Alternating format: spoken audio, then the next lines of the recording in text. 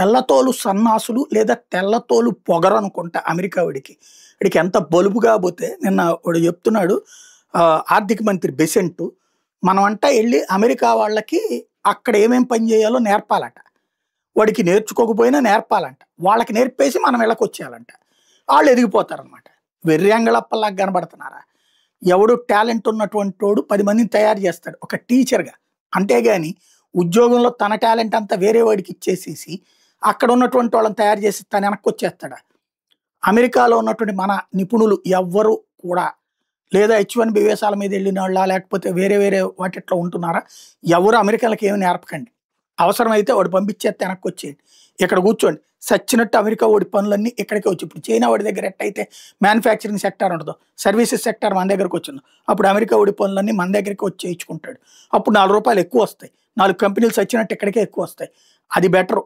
America వాడి తెల్లతోలు పొగరు బలుపుతో చేసేటటువంటి దానికి మనం సరిగ్గా చెప్పాల్సింది రిటాలియేషన్ అనేది అట్లాగే ఉండాలి.